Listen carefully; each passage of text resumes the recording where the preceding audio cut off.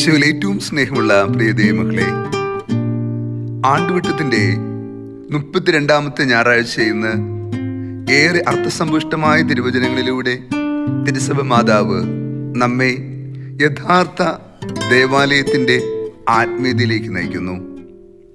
ഇന്നത്തെ ആദ്യ വായന എസെക്കിയേൽ പ്രവാചകന്റെ പുസ്തകം 47ാം അധ്യായത്തിൽ നിന്നുള്ളതാണ്.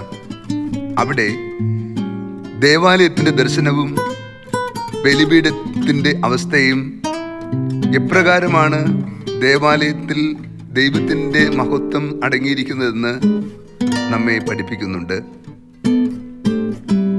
ദേവാലയത്തിന്റെ നടുവിലൂടെ ഒഴുകുന്ന ജീവജലത്തിന്റെ പുഴയും അതിന്റെ നന്മയും ജീവജലമൊഴുകുന്ന ഇടത്തെ ഫലവൃക്ഷങ്ങളുടെ മഹത്വവും നാം അവിടെ കാണുന്നു. എല്ലാം വിശുദ്ധീകരിക്കുന്നത് ദേവാലയത്തിൽ നിന്ന് പുറപ്പെടുന്ന അരുവിയാണ് എന്ന് എസെക്കിയേൽ പ്രവാചകൻ ഓർപ്പെടുത്തുന്നു. രണ്ടാമത്തെ വായനയിൽ അപ്പോസ്തലനായ പൗലോസ് കൊരിന്ഥസ് സഭയ്ക്ക് എഴുതുമ്പോൾ യഥാർത്ഥ ആലയം എന്ത് എന്ന് അപ്പോസ്തലൻ നമ്മെ ഓർപ്പെടുത്തുന്നു. നമ്മളെല്ലാവരും ദൈവത്തിന്റെ സജീവമായ ആലയങ്ങളാണ്. ദൈവത്തിന്റെ ആലയത്തെ നശിപ്പിക്കുന്നവരെ ദൈവവും നശിപ്പിക്കും. ദൈവത്തിന്റെ ആലയം പരിശുദ്ധമാണ്. ആ ആലയം നമ്മൾ തന്നെ. നാം ആകുന്ന പരിശുദ്ധമായ ദേവാലയത്തെ പവിത്രമായി കാത്തു സൂക്ഷിക്കുവാനുള്ള ആത്മീയ പിൻബലമാണ് അപ്പോസ്തലൻ നമുക്ക് തരിക. നാം നമ്മുടെ സ്വന്തമല്ല, ക്രിസ്തുവിന്റെ തിരുരക്തത്താൽ വിലയ്ക്ക് വാങ്ങപ്പെട്ടവരാണ്. ആകയാൽ ദൈവത്തിന്റെ ആലയത്തെ നശിപ്പിക്കുന്നവരെ ദൈവം നശിപ്പിക്കും. നമ്മുടെ ശരീരമാകുന്ന ആലയത്തെ ദൈവത്തിന്റെ മനസ്സിനൊത്ത് പരിപാവനമായി കാത്തു സൂക്ഷിക്കുവാൻ കടപ്പെട്ടവരാണ് നമ്മൾ. നമ്മുടെ ഹൃദയം നിർമ്മലമായിരിക്കണം. അശുദ്ധമായ ചിന്തകളും അധാർമികമായ ബോധ്യങ്ങളും പാപത്തിന്റെ വഴികളിലും നിലകൊണ്ടുകൂടാ. നമ്മുടെ ഹൃദയം നിർമ്മലമായി കാത്തു സൂക്ഷിക്കുമ്പോൾ ദൈവത്തിന്റെ പരിശുദ്ധാത്മാവ് നമ്മളിൽ വസിക്കും.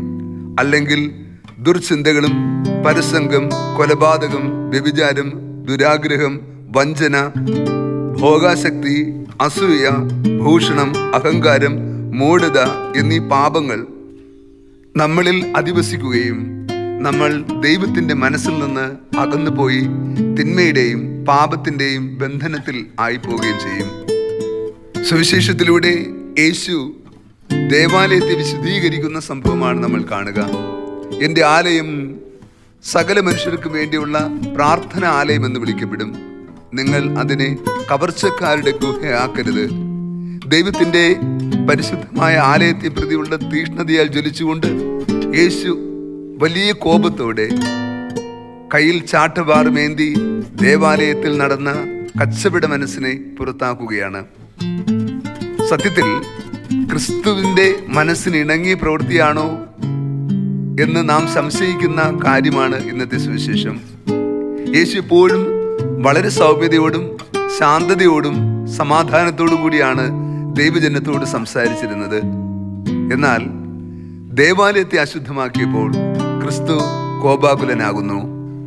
ആ കോപം വൈരാഗ്യത്തിന്റെയോ വിദ്വേഷത്തിന്റെയോ പകയുടെയോ അല്ല, മറിച്ച് നൊമ്പരത്തിൽ നിന്ന് വരുന്ന കോപമാണ്. ആത്മാർത്ഥം നിറഞ്ഞ വേദനയാണ്. എന്റെ പിതാവിന്റെ ആലയത്തെ പ്രതിയുള്ള തീഷ്ണതയാൽ ജ്വലിക്കുകയാണ് എന്നാണ് ക്രിസ്തു പറയുക.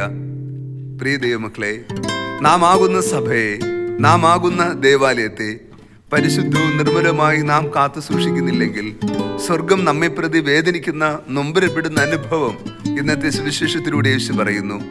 നമ്മുടെ ഹൃദയത്തിൽ കച്ചവട മനസ്സോടുകൂടി നാം വ്യാപരിച്ചാൽ, തിന്മയ്ക്കും പാപത്തിനും അന്ധകാരത്തിനും നമ്മൾ ഇടം നൽകിയാൽ ക്രിസ്തു നമുക്കെതിരെ ചാട്ടവാറുമായി നിലകൊള്ളും എന്ന സത്യം നമ്മൾ തിരിച്ചറിയണം. യേശുവിന്റെ സൗമ്യമായ മുഖത്തിനപ്പുറം നാം കാണേണ്ട ഒന്നുകൂടി ഉണ്ട്. നാം ഇനിയും മാനസാന്തരപ്പെടുന്നില്ലെങ്കിൽ, ഇനിയും പാപത്തിന്റെ ദുരന്ത വഴികൾ ഉപേക്ഷിക്കുന്നില്ലെങ്കിൽ, ഇനിയും തിന്മയ്ക്ക് നമ്മുടെ ഹൃദയത്തിൽ ജീവിതത്തിൽ ആത്മാവിൽ ഇടം നൽകുന്നുവെങ്കിൽ തീർച്ചയായും ക്രിസ്തുവിന്റെ കോപത്തിന് നമ്മൾ കാരണഭൂതരാകും. അപ്രകാരം സംഭവിക്കാതിരിക്കാൻ നാം ആകുന്ന ആലയത്തെ വിശുദ്ധവും നിർമ്മലവുമായി കാത്തു സൂക്ഷിച്ചുകൊണ്ട് നിത്യജീവന്റെ മഹത്വത്തിൽ എത്തിച്ചേരുവാൻ തക്കവിധം നിർമ്മല മാനസരായി ജീവിക്കുവാൻ കൃപാവരം പ്രാർത്ഥിക്കാം. കർത്താവ് നിങ്ങളോട് കൂടെ. സർവശക്തനായ ദൈവം, പിതാവും പുത്രനും പരിശുദ്ധാത്മാവും നമ്മെ അനുഗ്രഹിച്ച് ആശീർവദിക്കട്ടെ. ആമേൻ.